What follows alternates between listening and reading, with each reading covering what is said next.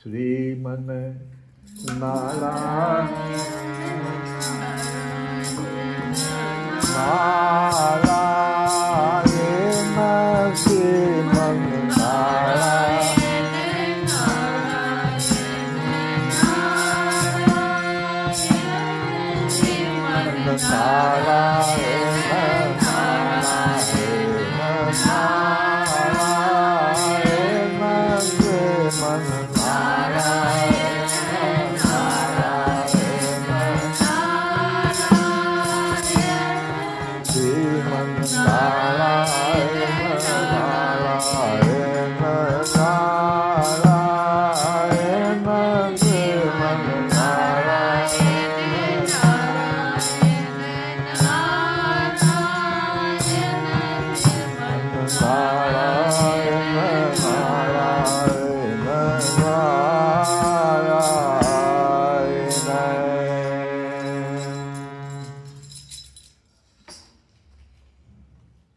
हम लोग कल की कथा में सुने कि जब परीक्षित जी ने प्रश्न भी कर दिया और सुखदेव भगवान पहुंच भी गए वहाँ प्रश्नों का जवाब देने के लिए, तो सूत जी महाराज कहते हैं शौनकादि ऋषियों से कह रहे हैं कि हे शौनकादि ऋषियों सुनो, ये जो सुखदेव भगवान आए हैं वे राजा के बड़ी ही मधुर वाणी से बड़ा प्रभावित हुए और उनके प्रश्नों का उत्तर देने लगे। श्री सुखदेव जी ने कहा कि परीक्षित, तुम्हारा जो ये प्रश्न है वह लोकहित के लिए किया हुआ प्रश्न है। ऐसा लगता है कि तुम अपने लिए प्रश्न कम और संसार के कल्याण के लिए इस तरह का प्रश्न हमसे पूछ रहे हो, तो प्रश्न बहुत उत्तम है। मनुष्यों के लिए जितनी भी बातें सुनने, स्मरण करने या कीर्तन करने की है, पूरे मनुष्य जीवन में कह रहे हैं, जितनी भी बातें सुनने, स्मरण करने या कीर्तन करने की है, उन सब में ये जो तुम्हारा प्रश्न है ये श्रेष्ठ है। आत्मज्ञानी महापुरुष ऐसे प्रश्न का बड़ा आदर करते हैं। सभी लोग तो नहीं, लेकिन जिन्होंने स्वयं को पहचान लिया, आत्मज्ञानी, वे महापुरुष ऐसे प्रश्न का बहुत ही आदर करते हैं। हे राजेंद्र, जो गृहस्थ, पहले गृहस्थ की ही बात सुन लो, जो गृहस्थ घर के काम धंधों में उलझे हुए हैं, उनको कुछ पता नहीं कि उनका अपना स्वरूप क्या है, उनके लिए हजारों बातें कहने, सुनने एवं सोचने करने की रहती है। दिन भर में हजारों बातें कहने, सुनने एवं सोचने करने की उनको रहती है कि उनको अपने स्वरूप का ही भान नहीं। उनकी सारी उम्र यों ही बीत जाती है। उनकी रात नींद या स्त्री प्रसंग से कटती है और दिन धन की हाय हाय या कुटुंबियों के भरण पोषण में समाप्त हो जाती है। संसार में जिन्हें अपना अत्यंत घनिष्ठ संबंधी कहा जाता है, अत्यंत घनिष्ठ, सबसे घनिष्ठ तो हमारा शरीर ही है। उसके बाद पुत्र इसी शरीर से पैदा किया हुआ संतान, जिसको कहो पुत्र पुत्री सब। फिर इससे नाता जोड़ा हुआ स्त्री इस शरीर से। ये सब कुछ नहीं है, ये सब तो असत है, जिसको बहुत घनिष्ठ कह रहे हो।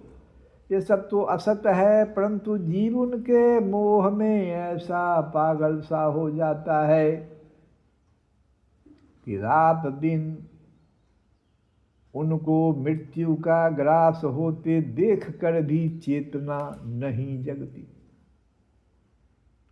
चेतता ही नहीं है, रात दिन देख रहा है। सिर्फ जब वो सबको लेकर के चलता है तो राम राम सत्य बोलता तो है, लेकिन वो ये नहीं सोचता कि मेरी भी गति ऐसी ही होगी, चेतता नहीं।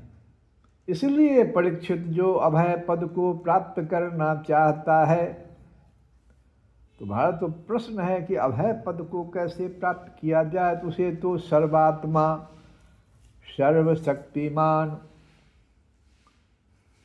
सच्चिदानंद स्वरूप भगवान श्री कृष्ण की ही लीलाओं का श्रवण कीर्तन और स्मरण करना चाहिए। क्योंकि जिस समय ये कथा हो रही है उससे कुछ ही वर्षों पहले भगवान कृष्ण यहाँ पर थे। बहुत पीछे क्यों जाते सुखदेव जी, भगवान राम के बारे में अभी अभी तो तुमने देखा। भगवान श्री कृष्ण को सर्वशक्तिमान थे, सर्वात्मा। उनके द्वारा जो लीला की गई है बस उनका श्रवण करो, कीर्तन करो और स्मरण करो, बस तुम्हारा कल्याण हो जाएगा, अभय पद को तुम प्राप्त कर जाओगे। मनुष्य जन्म का यही इतना ही लाभ है कि चाहे जैसे हो, तो जैसे हो मतलब तीन प्रकार से तो हो सकता है। या तो ज्ञान मार्ग से हो, भगवान को जानो, नहीं तो भक्ति मार्ग है और उससे भी नहीं तो अपने धर्म की निष्ठा से जीवन को ऐसा बना लिया जाए। ध्यान दो, अपने धर्म की निष्ठा से, पराये धर्म का नहीं चर्चा है। पराये धर्म वाले जैसे जो कर रहे हैं सब सही है, वो उनके लिए सही है, हमें उस पर कुछ नहीं करना है न कहना। हमको तो अपने धर्म की निष्ठा से जीवन को ऐसा बना लिया जाए, दूसरे के बारे में, दूसरे के धर्म के बारे में सोच सोच कर अपने सारे समय को बर्बाद करने से क्या फायदा। समय तो तुम्हारा एकदम फिक्स है, 7 दिन में ही मरना है। इसको ध्यान में जो हम लोग नहीं रख रहे हैं ना, तो जैसे तैसे अपने समय को बर्बाद कर रहे हैं। एक तो अपने जो संबंधी लोग हैं, अत्यंत घनिष्ठ माने जाने वाले शरीर, पुत्र, स्त्री, ये लोग बहुत सारा समय हमारा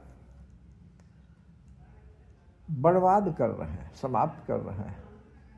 बदले में कुछ देने वाले नहीं हैं। बदले में तो जो देंगे सो तो बुढ़ापा में पता चलेगा, सबको पता चल रहा है, ऐसी बात नहीं है। तो बस ये 3 जो मार्ग है, चाहे जैसे हो, ज्ञान से, भक्ति से, अथवा अपने धर्म की निष्ठा से जीवन को ऐसा बना लिया जाए कि मृत्यु के समय भगवान की स्मृति अवश्य बनी रहे। बस इतना ही तो करना है। मृत्यु के समय कहीं दूसरी बातों में, धन दौलत, स्त्री, पुत्र, संसार के और भी सारे प्रश्नों में न कहीं हम उसी समय में खो जाएं। बहुत सुंदर कथा आगे आएगी। उतने बड़े महात्मा संत और मृत्यु के समय एक पशु पे उनका ध्यान चला गया। स्नान करने गए थे, क्या भगवान की लीला देखो। कथा सुनेंगे हम लोग आगे। वैसा नहीं होना चाहिए। जीवन को ऐसा बना लो, ज्ञान से हो तो ज्ञान से बनाओ। छूट है तुम्हारा, पूरा छूट शास्त्र दे रहा है। तुम ज्ञान मार्ग को अपनाना चाहते हो, ज्ञान मार्ग से ही। लेकिन कौन हो तुम? ज्ञान मार्ग की कथा भी हम करेंगे। भक्ति मार्ग से आना चाहते हो तो शरणागति है और कुछ नहीं, है ही नहीं। इसमें ज्ञान की आवश्यकता नहीं है।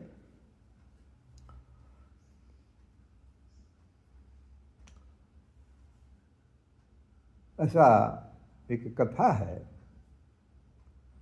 हम लोग इसकी चर्चा करेंगे बाद में, कि थोड़ा सा संक्षेप में ज्ञान मार्गियों की क्या दशा हो जाती है, इस पर हम विस्तृत कल की कथा में गाएंगे। लेकिन आज थोड़ा सा उद्धव जी की कथा।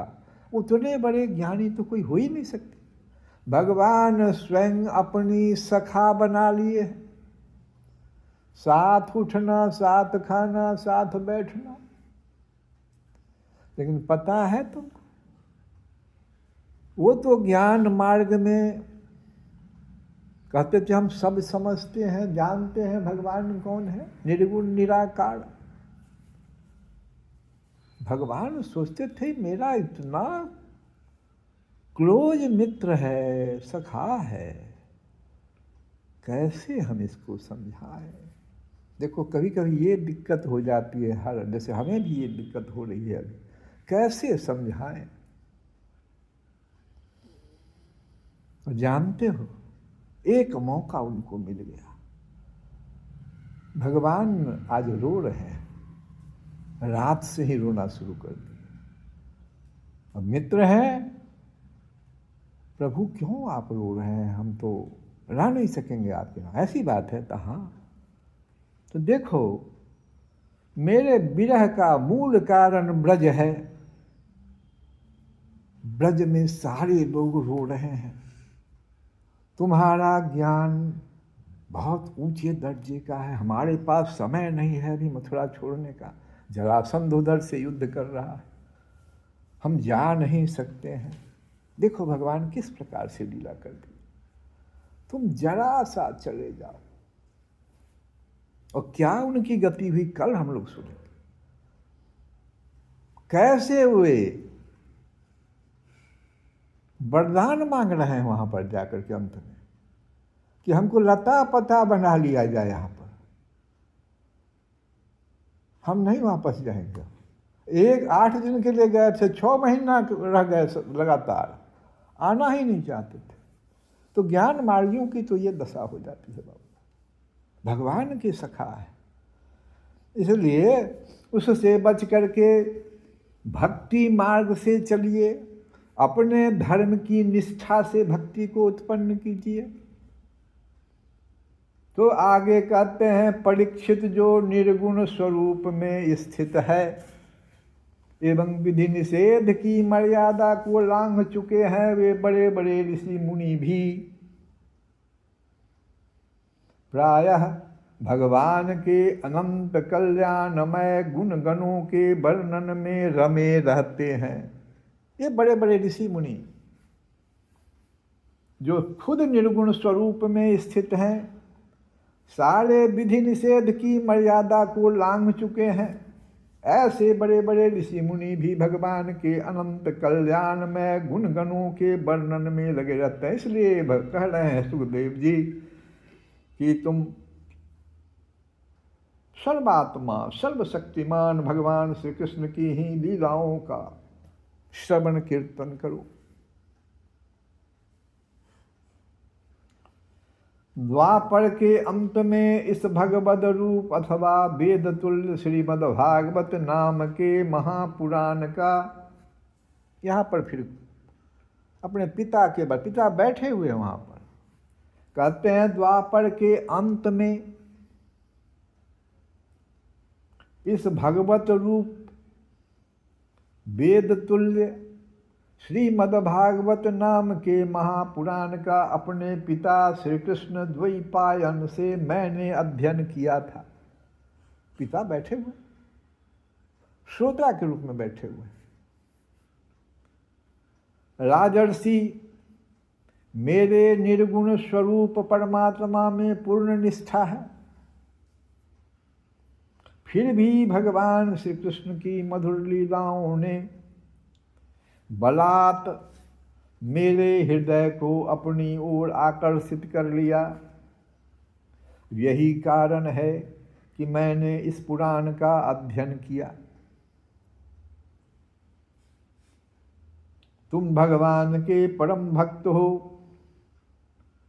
इसलिए तुम्हें मैं इसे सुनाऊंगा। यहीं से अब देखो ये कैसे इस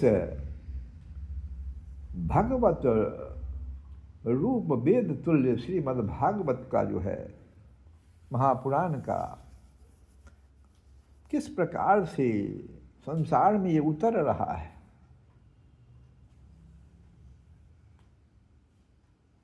जो इसके प्रति श्रद्धा रखते हैं उनकी शुद्ध चित्त वृत्ति भगवान श्री कृष्ण के चरणों में अनन्य प्रेम के साथ बहुत शीघ्र लग जाती। इसलिए पहले ही तो कह दिए थे कि तुम ऐसा काम करो, चाहे जैसे हो, ये भी लगा दिए, चाहे जैसे हो, ज्ञान से, भक्ति से अथवा अपने धर्म की निष्ठा से। जब मृत्यु का समय आवे तो भगवान की स्मृति बनी रहे, उसके लिए इससे बड़ा कोई दूसरा साधन नहीं है। सुखदेव जी कह रहे हैं। और इसमें तुमको अगर श्रद्धा बन गई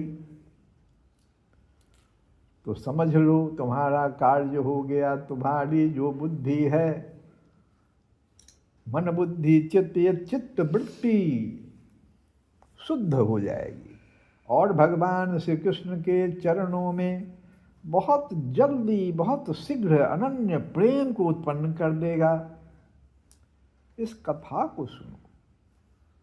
जो लोग लोक या परलोक की किसी भी वस्तु की इच्छा रखते हैं या इसके विपरीत संसार में दुख का अनुभव करके जो उससे विरक्त हो गए हैं और निर्भय मोक्ष पद को प्राप्त करना चाहते हैं, उन साधकों के लिए तथा योग संपन्न सिद्ध ज्ञानियों के लिए भी समस्त शास्त्रों का यही निर्णय है। मैं तो कह ही रहा हूँ, और समस्त शास्त्रों का भी तो यही निर्णय है कि वे भगवान के नामों का प्रेम से संकीर्तन करें।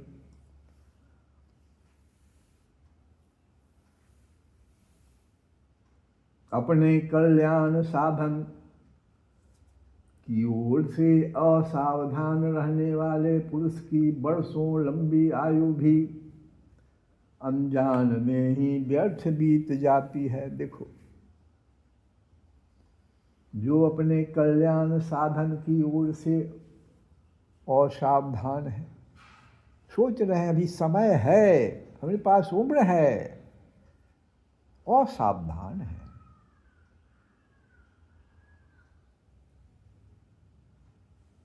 ऐसे पुरुष की जो लंबी आयु है, वर्षों लंबी आयु, वो अनजान में ही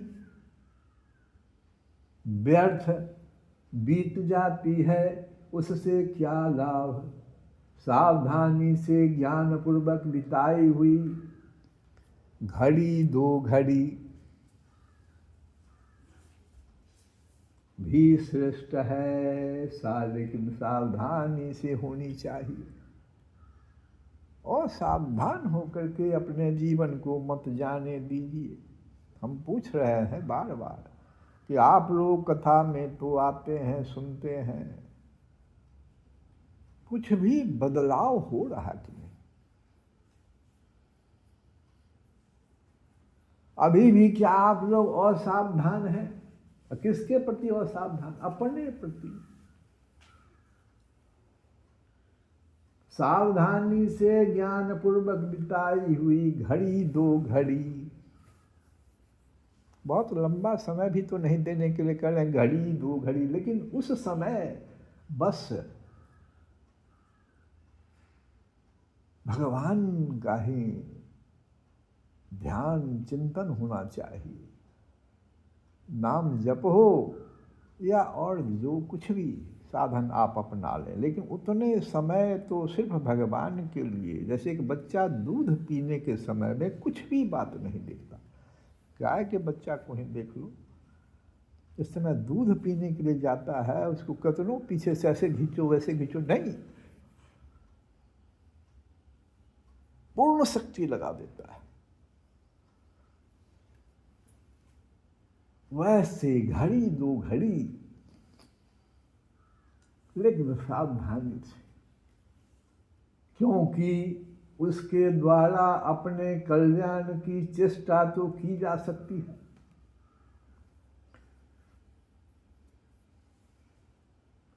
और इसी पे उन्होंने राजर्षि खटवांग की चर्चा कर दी। हम लोग कल की कथा में सुनेंगे, आज जितना ही सुने। जप तप साधन कछु नहीं लागत, जप तप साधन कछु नहीं, जप तप साधन कछु नहीं, हर चतना गठड़ी, खड़ चतना गठड़ी, संतत संपत्ति सुख के कारण, संतत संपत्ति सुख के कारण, जासो भूल पड़ी भजो रे भैया राम, भजो रे भैया राम गोविंद हरि, भजो रे भैया राम गोविंद हरि, भजो रे भैया राम गोविंद हरि। और संतत संपत्ति सुख के कारण, जासो भूल पड़े भजो रे भैया राम गोविंद हरि, भजो रे भैया राम गोविंद हरि, भजो रे भैया राम गोविंद हरि। तो फिर किन किन लोगों ने नाम के बल पे मोक्ष प्राप्त कर लिया, तो कबीर बाबा कहते हैं गनी का तारी सबरी तारी, गनी का तारी सबरी तारी, गनी का तारी सबरी तारी, ओ गनी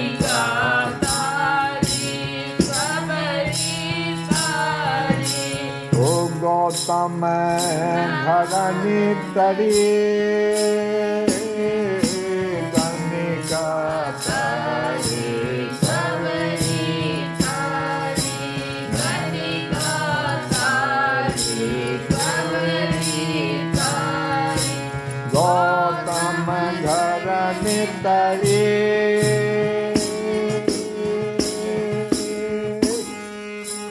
खग मृग व्याघ्र जामिल तारे,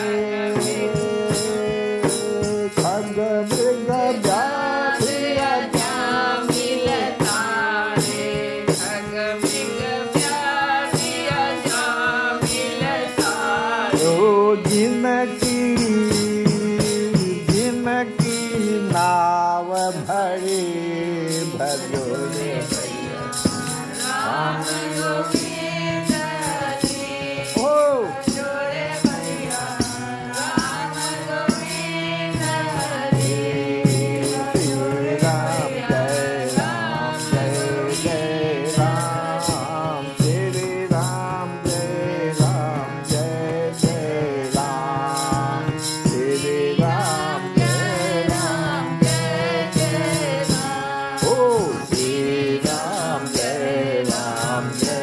जय राम श्री राम जय राम जय जय राम ओ श्री राम जय राम जय जय राम ओ श्री राम जय राम जय जय राम भजोड़े भैया राम कबीर हरे भजोड़े भैया राम कबीर हरे। श्री कृष्ण गोविंद हरे मुरारे हे नाथ नारायण